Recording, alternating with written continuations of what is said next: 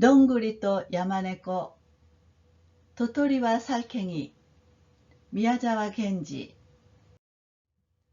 おかしなはがきがある土曜日の夕方、一郎のうちに来ました。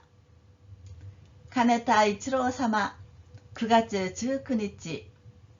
あなたはご機嫌よろしいほで結構です。明日面倒な裁判しますからおいでんなさい。飛び道具持たないでください。야마 내고 하이. 이상한 엽서가 어느 토요일 저녁 이치로 집으로 왔습니다. 카네타 이치로님, 9월 19일. 당신은 잘 지낼 테니 다행입니다. 내일 성가신 재판할 테니 오세요. 총 같은 거 가져오지 마세요. 살쾡이 올림. こんなのです。字はまるで下手で、墨もガサガサして指につくくらいでした。けれども、一郎は嬉しくて嬉しくてたまりませんでした。はがきをそっと学校のカバンにしまって、うち中飛んだり跳ねたりしました。이런 겁니다. 글씨는 아주 서툴고 먹물도 버석버석해서 손가락에 묻을 정도입니다. 하지만 이치로는 너무나 기뻐서 어쩔 줄 몰랐습니다. 엽서를 슬쩍 학교 가방에 집어넣고 온 집안을 날고 뛰고 했습니다. 寝床に潜ってからも山猫のにゃっとした顔やその面倒だという裁判の景色などを考えて遅くまで眠りませんでした。けれども一郎が目を覚ました時はもうすっかり明るくなっていました。잠자리에 들고 나서도 살쾡이의 희죽거리는 얼굴이나 그 성가시다는 재판의 풍경 등을 생각하며 늦게까지 잠을 자지 않았습니다. 하지만 이치로가 눈을 떴을 때는 벌써 완전히 환해져 있었습니다. 表に出てみると周りの山はみんなたった今できたばかりのようにうるうる盛り上がって真っ青な空の下に並んでいました。一郎は急いでご飯を食べて一人谷川に沿った小道を上の方へ登っていきました。밖으로 나가보니 주변 산은 모두 바로 지금 막 생긴 것처럼 반질반질 솟아올라 새파란 하늘 아래 늘어서 있습니다. 이치로는 서둘러 밥을 먹고 혼자서 골짜기 물을 따라 난 새길을 위쪽으로 올라갔습니다. 透き通った風がざーっと吹くと栗の木はバラバラと実を落としました。一郎は栗の木を見上げて、栗の木、栗の木、山猫がここを通らなかったかいと聞きました。맑은 바람이 쏴 불자 밤나무는 우두두 열매를 떨어뜨렸습니다. 이치로는 밤나무를 올려다보며 밤나무, 밤나무, 살쾡이가 이곳을 지나가지 않았니? 하고 물었습니다. 栗の木はちょっと静かになって、山猫なら今朝早く馬車で東の方へ飛んで行きましたよ、と答えました。東なら僕の行く方だね。おかしいな。とにかくもっと行ってみよう。栗の木、ありがとう。栗の木は黙ってまた実をバラバラと落としました。밤나무는 좀 조용해져서 살쾡이라면 오늘 아침 일찍 마차를 타고 동쪽으로 달려갔어요. 라고 대답했습니다. 동쪽이라면 내가 가는 쪽인데 이상하네. 어쨌든 더 가보자. 밤나무 고마워. 밤나무는 잠자코 다시 열매를 우두두 떨어뜨렸습니다. 이치로가少し行きますとそこはもう笛吹きの滝でした。笛吹きの滝というのは真っ白な岩の崖の中ほどに小さな穴が開いていて、そこから水が笛のようになって飛び出し、すぐ滝になってゴーゴー谷に落ちているのを言うのでした。이치로가 조금 가니까 거기는 이제 피리 부는 폭포였습니다. 피리 부는 폭포라는 건 새하얀 바위 절벽 중간쯤에 작은 구멍이 뚫려 있어서 거기서 물이 피리처럼 소리내며 튀어나와 바로 폭포가 되어 콸콸 계곡으로 떨어지고 있는 걸 말하는 것이었습니다. 이치로와 타키니 무이테叫びました. 어이, 어이, 후에후키, 야마네코가 고고 도우라나카타카이? 타키가 피이피 答えました. 야마네코와 사키馬車で西の方へ飛んで行きましたよ. 이치로는 폭포를 향해 외쳤습니다. 이봐, 피리불기, 살쾡이가 이곳을 지나가지 않았니? 폭포가 삐리리 대답했습니다. 살쾡이는 아까 마차를 타고 서쪽으로 달려갔어요. おかしいな。西なら僕の家の方だ。けれども、まあ、もう少し行ってみよう。笛吹き、ありがとう。滝はまた元のように笛を吹き続けました。이상하네. 서쪽이라면 우리 집 쪽인데. 하지만 뭐 좀 더 가보자. 피리불기, 고마워. 폭포는 다시 원래처럼 계속 피리를 불었습니다. 이치로가 마타少し行きますと、一本のブナの木の下にたくさんの白いキノコがどってこどってこどってこと変な楽隊をやっていました。一郎は体をかがめて、おい、キノコ、山猫がここを通らなかったかいと聞きました。一郎が또 조금 가자 한 그루의 너도밤나무 밑에 많은 하얀 버섯이 풀쑥풀쑥풀쑥하며 이상한 학대를 이끌고 있었습니다. 이치로는 몸을 굽히고 이봐 버섯 살쾡이가 이곳을 지나가지 않았니? 하고 물었습니다. するとキノコは山猫なら今朝早く馬車で南の方へ飛んで行きましたよと答えました。一郎は首をひねりました。南ならあっちの山の中だ。おかしいな。まあ、もう少し行ってみよう。キノコ、ありがとう。キノコはみんな忙しそうに、どってこどってことあの変な楽隊を続けました。그러자 버섯은 살쾡이라면 오늘 아침 일찍 마차를 타고 남쪽으로 달려갔어요. 라고 대답했습니다. 이치로는 고개를 갸웃했습니다. 남쪽이라면 저쪽 산속인데 이상하네. 뭐 좀 더 가보자. 버섯 고마워. 버섯은 모두 바쁜 듯이 불쑥불쑥하며 그 이상한 학대를 계속했습니다. 이치로와また少し行きました。すると一本のくるみの木の小杖をリスがぴょんと飛んでいました。一郎はすぐ手招きしてそれを止めて、おい、リス、山猫がここを通らなかったかいと尋ねました。するとリスは木の上から額に手をかざして一郎を見ながら答えました。이치로는 또 조금 갔습니다. 그러자 한 그루의 호두나무 가지 끝을 다람쥐가 휙 날고 있었습니다. 이치로는 바로 손짓으로 불러세우고 이봐 다람쥐 살쾡이가 이곳을 지나가지 않았니? 하고 물었습니다. 그러자 다람쥐는 나무 위에서 이마에 손을 얹고 이치로를 보며 대답했습니다. 山猫なら今朝まだ暗いうちに馬車で南の方へ飛んで行きましたよ。南へ行ったなんて二床でそんなことを言うのはおかしいな。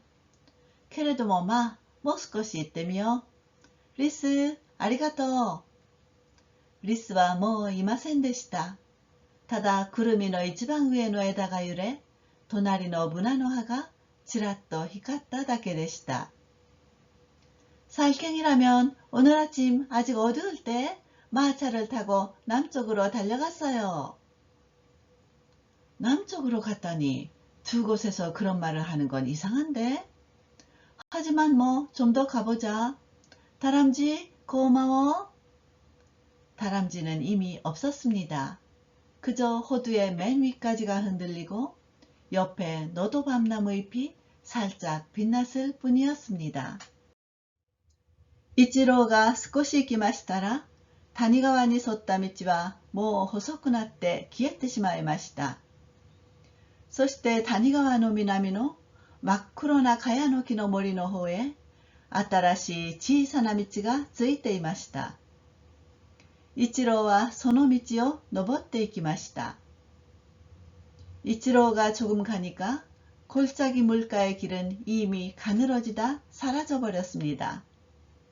그리고 골짜기 물 남쪽에 새카만 비자나무 숲 쪽으로 새로운 작은 길이 나 있었습니다. 이치로우는 그 길을 올라갔습니다.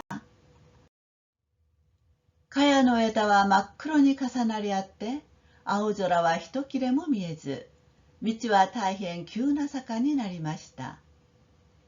一郎が顔を真っ赤にして汗をポトポト落としながらその坂を登りますと、にわかにパッと明るくなって目がチクッとしました。비자까지가 새카맣게 겹쳐져서 푸른 하늘은 하나도 보이지 않고 길은 매우 가파른 비탈이 되었습니다. 이치로우가 얼굴이 새빨개져서 땀을 뚝뚝 떨어뜨리며 그 비탈을 올라가자 갑자기 확 밝아져서 눈이 따끔했습니다.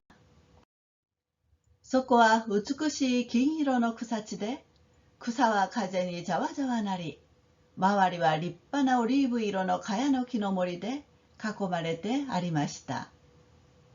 その草地の真ん中に背の低いおかしな形の男が膝を曲げて手に皮鞭を持って黙ってこっちを見ていたのです。그곳은 아름다운 금빛 풀밭으로 푸른 바람에 사락사락 소리나고 주변은 멋진 올리브색 비자나무 숲으로 둘러싸여 있었습니다. 그 풀밭 한복판에 키가 작고 이상하게 생긴 남자가 무릎을 구부리고 손에 가죽 채찍을 들고 잠자코 이쪽을 보고 있었습니다. 이치로우와 단단 소바에 있대 びっくりして立ち止まってしまいました。その男は片目で、見えない方の目は白くビクビク動き、上着のような斑点のような変なものを着て、第一足がひどく曲がってヤギのよう。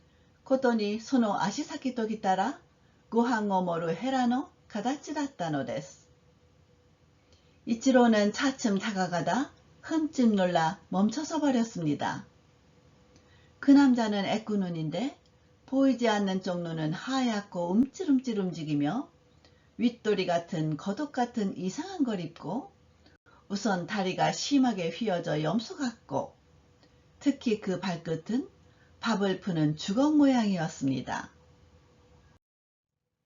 이치로우와 기미가悪かったのですがなるべく落ち着いて尋ねました。あなたは山猫を知りませんか？するとその男は横目で一郎の顔を見て口を曲げてニヤッと笑って言いました。이치로우는 징그러웠습니다만 가능한 한 침착하게 물었습니다. 당신은 살쾡이를 모르십니까? 그러자 그 남자는 곁눈질로 이치로의 얼굴을 보고 입을 실룩하고 희죽 웃으며 말했습니다. 山猫様は今すぐにここに戻っておでやるよ。お前は一郎さんだな。一郎はぎょっとして一足後ろに下がって、ええ、僕一郎です。けれどもどうしてそれを知ってますかと言いました。살쾡이님은 지금 바로 이곳으로 돌아오실 거야. 너는 이치로시구나. 이치로는 오싹해서 한 발짝 뒤로 물러서서 네, 내가 이치로예요. 그런데 어째서 그걸 알아요? 라고 말했습니다. するとその期待な男はいよいよニヤニヤしてしまいました。そんだらはがき見たべ？見ました。それで来たんです。あの文章はずいぶん下手だべ？と男は下を向いて悲しそうに言いました。그러자 그 괴상한 남자는 점점 더 희죽희죽 웃어버렸습니다. 그러면 엽서 보았지? 봤어요. 그래서 온 거예요. 그 문장은 너무 서툴지? 하고 남자는 아래를 보며 슬픈 듯이 말했습니다. 이치로와 기노도쿠니 나tte, さあ、なかなか文章がうまいようでしたよ。と言いますと、男は喜んで息をはあはあして耳のあたりまで真っ赤になり、着物の襟を広げて風を体に入れながら、あの字もなかなかうまいかと聞きました。一郎は思わず笑い出しながら返事しました。이치로는 딱해져서 글쎄 꽤 문장을 잘 썼던데요. 하고 말하자 남자는 기뻐서 숨을 크게 쉬며 귀 부근까지 빨개져서 입은 옷에 옷깃을 벌려 바람을 몸에 넣으며 그 글씨도 제법 잘 썼나? 하고 물었습니다. 이치로는 무심코 웃음을 터뜨리며 대답했습니다. うまいですね。5年生だってあのくらいには書けないでしょう。すると男は急にまた嫌な顔をしました。5年生っていうのは尋常5年生だべ。その声があんまり力なく哀れに聞こえましたので、一郎は慌てて言いました。잘 썼어요. 5학년도 그 정도로는 못 쓸 거예요. 그러자 남자는 갑자기 또 싫은 표정을 지었습니다. 5학년이라는 건 보통 초등학교 5학년이지. 그 목소리가 너무 힘없고 가엽게 들려서 이치로는 당황하며 말했습니다. 이에大学校の 5年生ですよ。すると男はまた喜んで、まるで顔中口のようにして、ニタニタニタニタ笑って叫びました。아니、대학교 5학년이에요. 그러자 남자는 다시 기뻐하며 마치 얼굴 전체가 입인 것처럼 하고 희죽희죽 희죽희죽 웃으며 소리쳤습니다. あのはがきはわしが書いたのだよ。一郎はおかしいのをこらえて、全体あなたは何ですかと尋ねますと、男は急に真面目になって、わしは山猫様の馬車別当だよ。또言いました。그 엽서는 내가 쓴 거야. 이치로는 우스운 걸 참고서 대체 당신은 무엇입니까? 하고 묻자 남자는 갑자기 진지해져서 나는 살쾡이님의 마차 마부야 라고 말했습니다.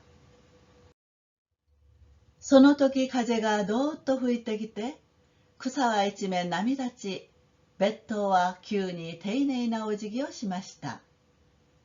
一郎はおかしいと思って振り返ってみますと、そこに山猫が黄色な陣羽織のようなものを着て、緑色の目をまん丸にして立っていました。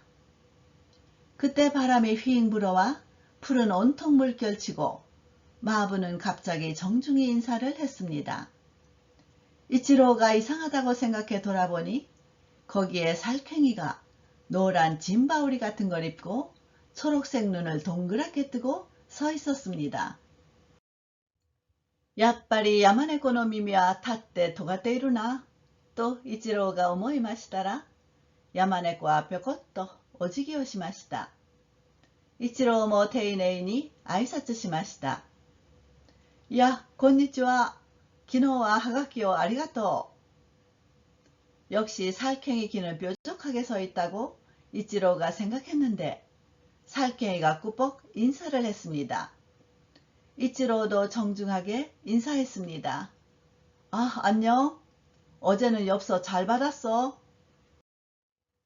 야마네코와 히게をピンと引っ張って腹を突き出して言いました。こんにちは。よくいらっしゃいました。実はおとといから面倒な争いが起こって、ちょっと裁判に困りましたので、あなたのお考えを伺いたいと思いましたのです。살쾡이는 수염을 쑥 당기고 배를 내밀며 말했습니다. 안녕하세요. 잘 오셨습니다. 실은 그저께부터 성가신 싸움이 일어나 좀 재판하기 난처해서 당신 생각을 듣고 싶다고 생각한 겁니다. 마, ゆっくりお休みください。次期どんぐりどもが参りましょう。どうも毎年この裁判で苦しみます。山猫は懐から巻きタバコの箱を出して自分が一本くわえ、いかがですかと一郎に出しました。もう천천히 쉬고 있으세요. 곧 도토리들이 올 겁니다. 정말 매년 이 재판으로 괴롭습니다. 살쾡이는 품에서 걸련 담뱃갑을 꺼내어 한 대 물고 어떠세요? 라며 이치로에게 내밀었습니다. 이치로와 비크리스테 이에と言いましたら山猫は応用に笑ってふふまだお若いからと言いながらマッチをシュッと吸ってわざと顔をしかめて青い煙をふーっと吐きました。이치로는 깜짝 놀라서 아니요 라고 말했더니 살쾡이는 거만하게 웃으며 아직 젊으니까 라고 말하면서 성냥을 쓱 긋더니 일부러 얼굴을 찡그리며 푸른 연기를 후 하고 내뿜었습니다. 야마네코の馬車別当は気をつけの姿勢でシャンと立っていましたが、いかにもタバコの欲しいのを無理にこらえているらしく、涙をボロボロこぼしました。살쾡이의 마차 마부는 차렷 자세로 똑바로 서 있었습니다만 잠옷 담배를 피우고 싶은 걸 억지로 참는 듯 눈물을 주르륵 흘렸습니다. その時一郎は足元でパチパチ潮のはぜるような音を聞きました。びっくりしてかがんでみますと、草の中にあっちにもこっちにも金色の丸いものがピカピカ光っているのでした。그때 이치로는 발밑에서 탁탁 소금이 튀는 듯한 소리를 들었습니다. 깜짝 놀라 숙여서 보니 풀 속 여기에도 저기에도 금빛 동그란 게 반짝반짝 빛나고 있었습니다. よく見ると、みんなそれは赤いズボンを履いたどんぐりで、もうその数ときたら300でも効かないようでした。わーわーわーわー。みんな何か言っているのです。자세히 보니 모두 그건 붉은 바지를 입은 도토리로 정말 그 수가 300도 넘는 것 같았습니다. 와와와와 모두 뭔가 말하고 있습니다. 아, 기타나 아리노ようにやってくる。おい、さあ、早くベルを鳴らせ。今日はそこが日当たりがいいから、そこのとこの草を刈れ。山猫は巻きタバコを投げ捨てて、大急ぎで馬車別当に言いつけました。아, 왔네. 개미처럼 닥쳐오네. 이봐, 자, 어서 배를 올려. 오늘은 거기가 양지바르니까 거기 풀을 베어. 살쾡이는 걸련을 내던지고 부랴부랴 마차 마부에게 명령했습니다. 馬車別当も大変慌てて腰から大きな鎌を取り出してザックザックと山猫の前のとこの草を刈りました。そこへ四方の草の中からどんぐりどもがギラギラ光って飛び出して、わーわーわーわー言いました。마차 마부도 몹시 당황해서 허리에서 커다란 낫을 꺼내 싹둑싹둑 살쾡이 앞에 있는 불을 베었습니다. 그때 사방의 불 속에서 도토리들이 반짝반짝 빛나며 튀어나와 와와와와 말했습니다. 마샤베토가 곤도와 스즈오 가랑가랑 가랑가랑 또 후리마시다. 音は茅の森にガランガランガランガランと響き、金のどんぐりどもは少し静かになりました。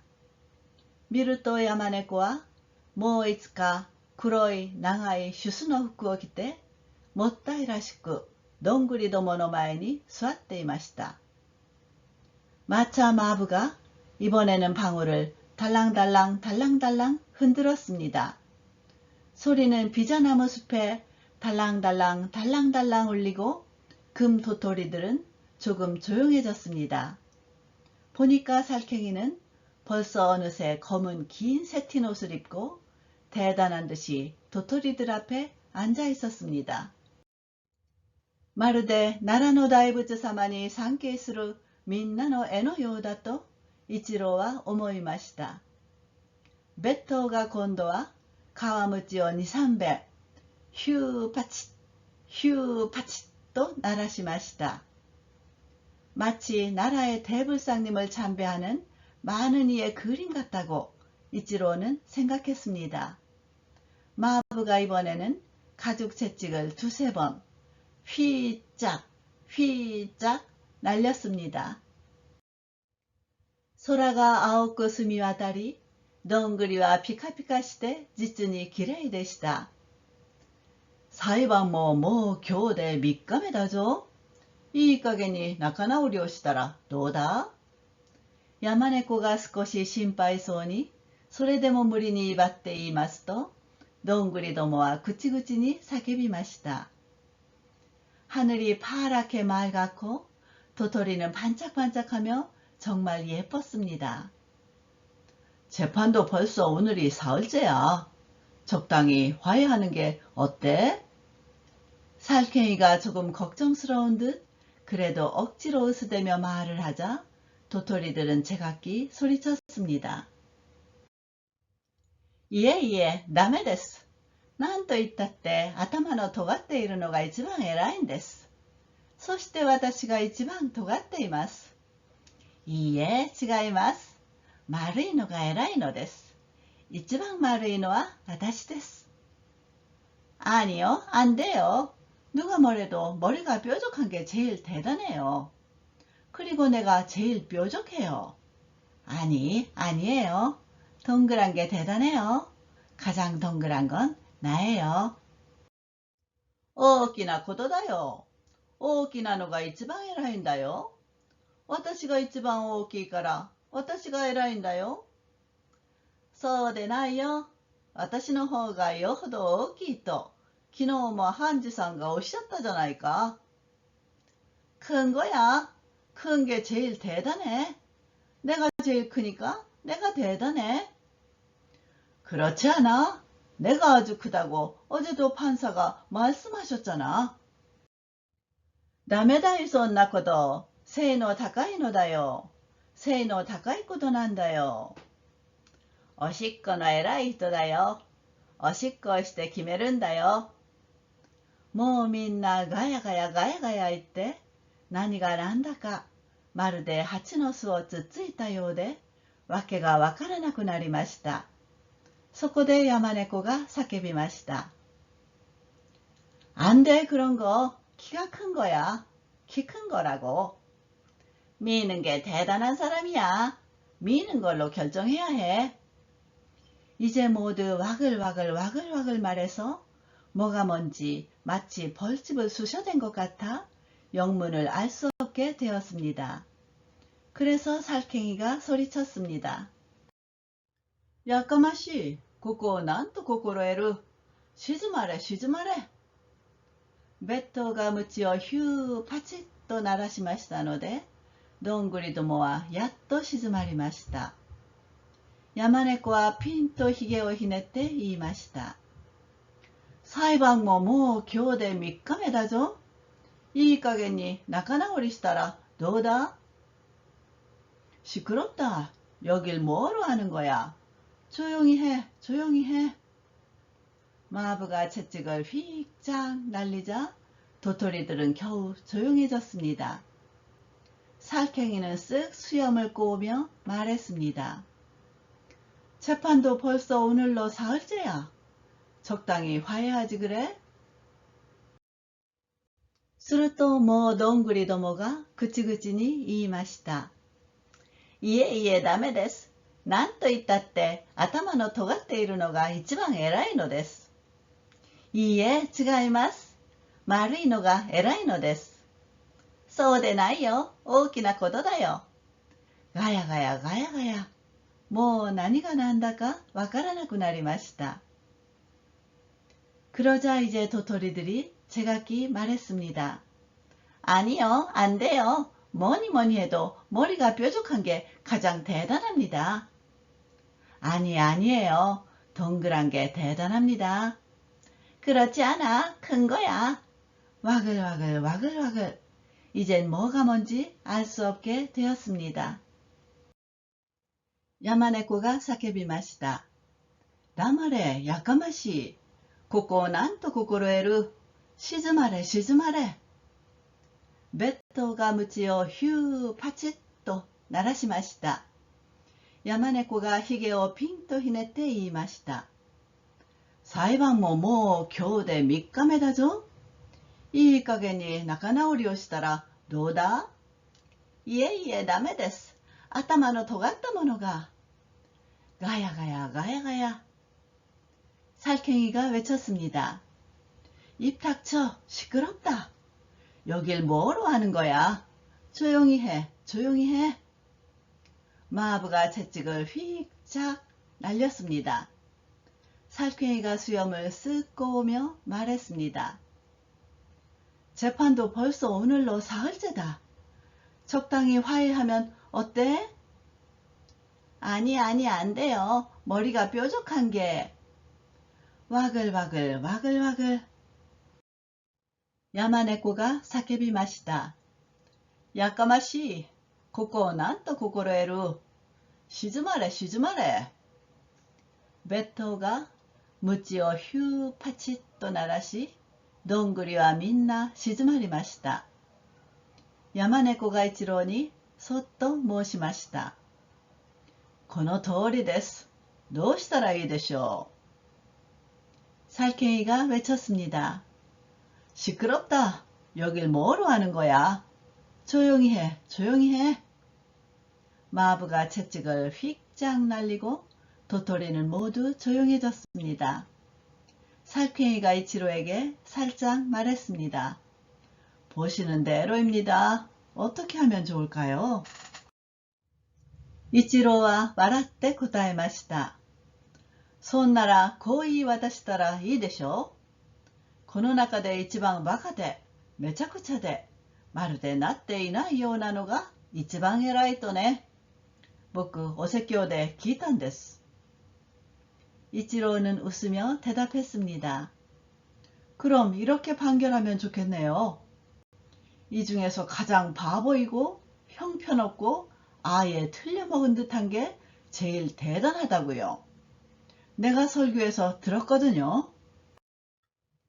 山猫はなるほどというふうにうなずいて、それからいかにも気取って、シュスの着物の襟を開いて、黄色のチンバウリをちょっと出して、どんぐりどもに申し渡しました。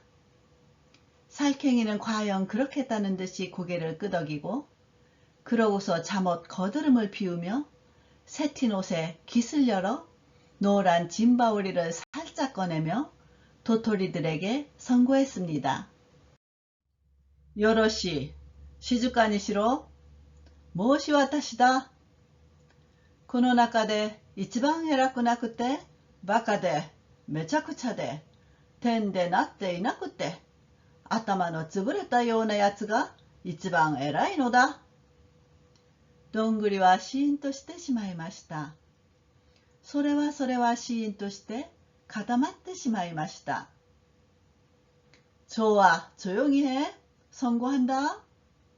이 중에서 가장 대단하지 않고 바보고 형편없고 아예 틀려먹고 머리가 망가진 듯한 녀석이 제일 대단하다. 도토리는 쥐 죽은 듯이 돼버렸습니다. 참으로 쥐 죽은 듯이 굳어져 버렸습니다. そこで山猫は黒いシュスの服を脱いで額の汗を拭いながら一郎の手を取りました。別当も大喜びで5、6遍鞭をヒューパチッ、ヒューパチッ、ヒューヒューパチッと鳴らしました。그리고 살쾡이는 검은 새티옷을 벗고 이마에 땀을 닦으며 이치로의 손을 잡았습니다. 마부도 크게 기뻐하며 대여섯 번 채찍을 휙짝, 휙짝, 휙휙짝 하고 날렸습니다. 야마네코가 이이마시다. どうもありがとうございました。これほどのひどい裁判をまるで1分半で片付けてくださいました。どうかこれから私の裁判所の名誉判事になってください。これからもハガキがいたらどうか来てくださいませんか。その度にお礼はいたします。살쾡이가 말했습니다. 대단히 감사합니다. 이토록 엄청난 재판을 정말 1분 반 만에 해치워 주셨습니다. 부디 지금부터 우리 법원의 명예판사가 되어주세요. 앞으로도 엽서가 가거든 부디 와주지 않으시겠습니까? 그때마다 살해는 하겠습니다. 承知しました。お礼なんかいりませんよ。いいえ、お礼はどうか取ってください。私の人格に関わりますから。そしてこれからは、はがきに金田一郎殿と書いて、こちらを裁判所としますが、ようございますか。알겠습니다. 사례 같은 건 필요 없어요. 아니, 사례는 부디 받아주세요. 내 인격에 관계되니까요. 그리고 앞으로는 엽서에 가네다 이치로님이라고 쓰고 이곳을 재판소로 할 건데 괜찮으시겠어요? 이치로가 가마이마센と申しますと、山猫はまだ何か言いたそうにしばらくひげをひねって目をパチパチさせていましたが、とうとう決心したらしく言い出しました。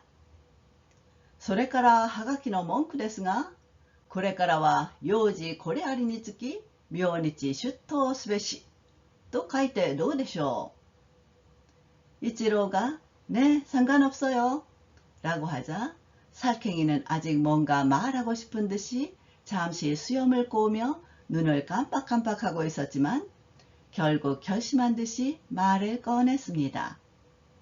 그리고 엽서 문구 말인데 앞으로는 용건이 있으므로 내일 출두할 것이라고 쓰면 어떻겠습니까?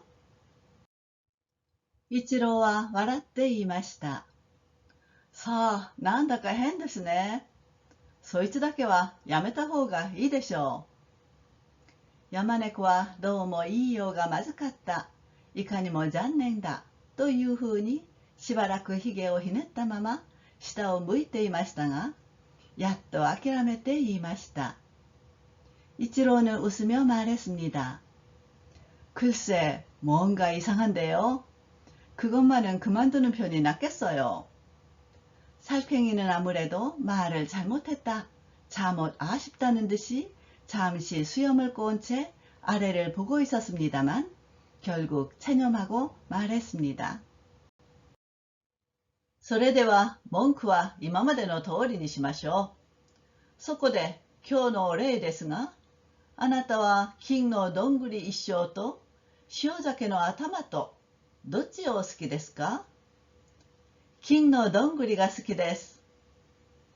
山猫は鮭の頭でなくて、まあよかったというように口早にパシャベットに言いました。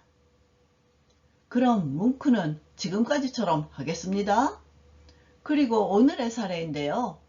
당신은 금도토리 한 대하고 소금 연어 머리하고 어느 쪽을 좋아하십니까? 금도토리를 좋아해요. 살쾡이는 연어 머리가 아니라 뭐 다행이라는 듯이 재빨리 마차 마부에게 말했습니다.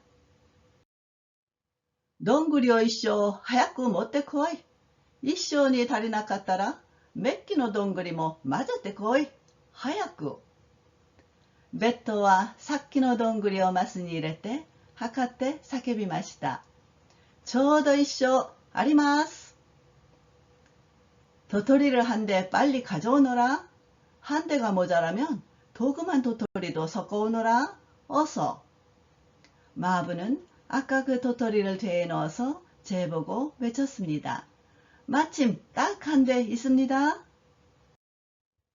야마네코의 짐바오리가風にバタバタ鳴りました。そこで山猫は大きく伸び上がって目をつぶって半分あくびをしながら言いました。よし、早く馬車の支度をしろ。白い大きなキノコでこしらえた馬車が引っ張り出されました。そしてなんだかネズミ色のおかしな形の馬がついています。살쾡이의 짐바오리가 바람에 펄럭펄럭 소리났습니다. 그러자 살쾡이는 크게 기지개를 켜고 눈을 감고 반쯤 하품을 하면서 말했습니다. 좋아, 빨리 마차 준비를 해라. 하얀 큰 버섯으로 만든 마차가 끌려 나왔습니다. 그리고 뭔가 쥐색의 이상한 모양의 말이 달려 있습니다. 사, 어찌에お送りいたしましょう。山猫が言いました。二人は馬車に乗り、ベッドはどんぐりのマスを馬車の中に入れました。ヒューパチッ。馬車は草地を離れました。木や藪が煙のようにぐらぐら揺れました。자, 집으로 보내드리겠습니다. 살쾡이가 말했습니다. 두 사람은 마차에 타고 마부는 도토리가 든 데를 마차 안에 넣었습니다. 휙착! 마차는 초원을 벗어났습니다. 나무와 덤불이 연기처럼 일렁일렁 흔들렸습니다. 이치로와 긴노 동굴이 오미 야마네코와 도복했다顔つきで遠くを見ていました。馬車が進むに従ってどんぐりはだんだん光が薄くなって間もなく馬車が止まった時は当たり前の茶色のどんぐりに変わっていました。이치로는 금 도토리를 보고 살쾡이는 시침이 뗀 표정으로 멀리 보고 있었습니다. 마차가 나아감에 따라 도토리는 점점 빛이 희미해져서 이윽고 마차가 멈추었을 때는 당연한 갈색 도토리로 변해 있었습니다. そして山猫の黄色な陣羽織も別頭もキノコの馬車も一度に見えなくなって一郎は自分の家の前にどんぐりを入れたマスを持って立っていました。그리고 살쾡이의 노란 짐바오리도 마부도 버섯 마차도 한꺼번에 보이지 않게 되고 이치로는 자기 집 앞에 도토리를 넣은 대를 들고 서 있었습니다. それからあと山猫杯というはがきはもう来ませんでした。やっぱり出頭すべしと書いてもいいと言えばよかったと一郎は時々思うのです。그러고 나서 살쾡이 올림이라는 엽서는 이제 오지 않았습니다. 역시 출두할 것이라고 써도 된다고 말했으면 좋았겠다고 이치로는 가끔 생각합니다.